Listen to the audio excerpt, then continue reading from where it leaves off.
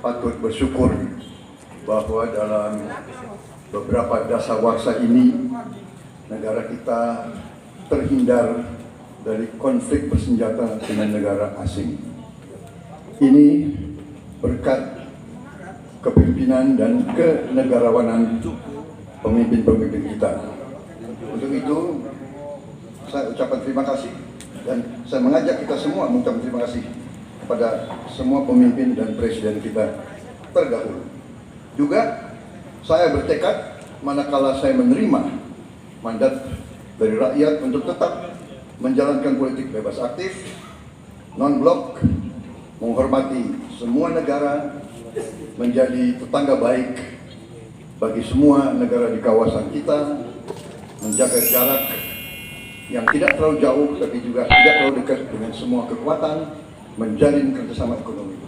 Saya juga ucapkan terima kasih dan mengajak semuanya mengucapkan terima kasih kepada seluruh prajurit TNI dan Polri dan ASN di seluruh Indonesia yang telah bekerja keras untuk menjaga kita sehingga kita seperti sekarang siap untuk tinggal landas, siap untuk bangkit menjadi negara maju. Kita perlu untuk mempertahankan sistem yang sudah baik. Saya akan teruskan TNI dan Polri tetap berada langsung di bawah kendali Presiden untuk mempercepat reaksi dan memperpendek rentang kendali dan rentang komando. Saya juga akan memperbaiki kesejahteraan dan kualitas hidup TNI, Polri, dan ASN secara signifikan. Saya mengajak semua bangsa bersatu, rukun, dengan kerukunan, dengan persatuan, kita akan jadi kuat. Habis. Terima kasih. Prabowo Subianto, terima kasih. Baik, selanjutnya kami berikan kesempatan. Baik, oke, tenang dulu.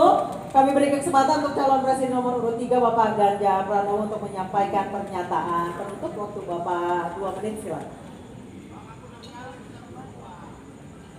Terima kasih. Untuk mengakhiri ini tentu saja saya ingin membacakan kembali tentang syafawat itu.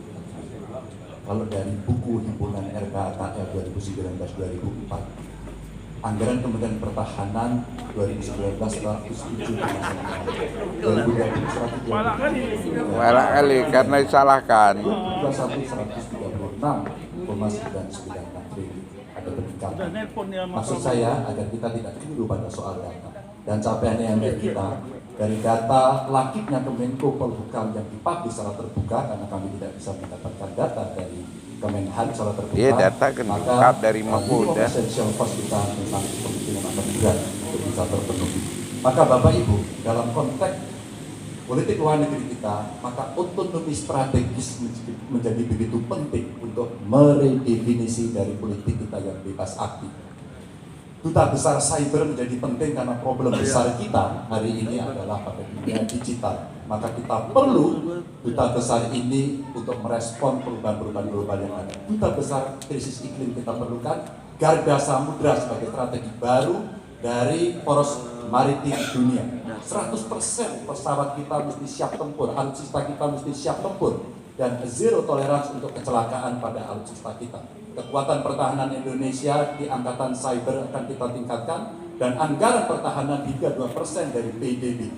Keamanan mendorong pada profesionalisme kepolisian yang mau tidak mau harus kita lakukan. Badan Cyber Polri kita dorong sampai satuan baru di setiap Polda untuk TPPO, kekerasan terhadap perempuan dan anak.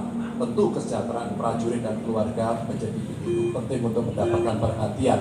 Dan beasiswa kuliah untuk anak prajurit dan bayangkara yang membutuhkan perlu kita lakukan. Indonesia garda samudra.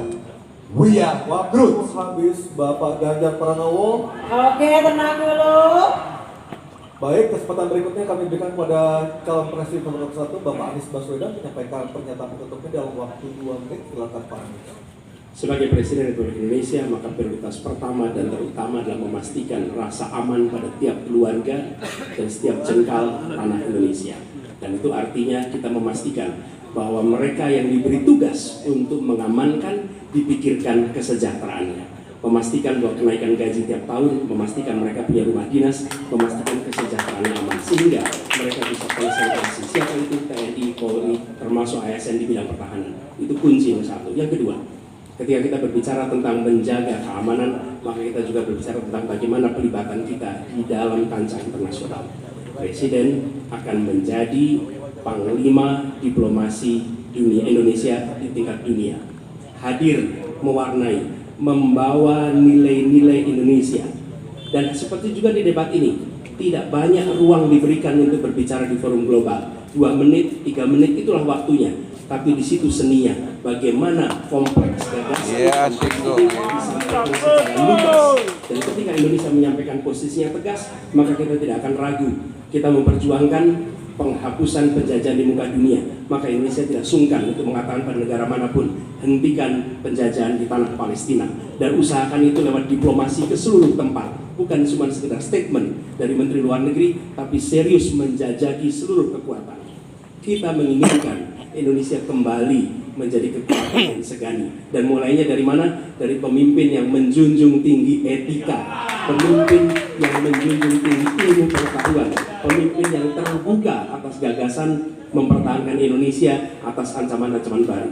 Dan itu artinya kita hadir di berbagai wilayah di dalam pertemuan-pertemuan global membawa aspirasi Indonesia. Kita kirim pesan, we will no longer absence. Indonesia will be present and Indonesia will color the world. Indonesia absence no more, respected forever.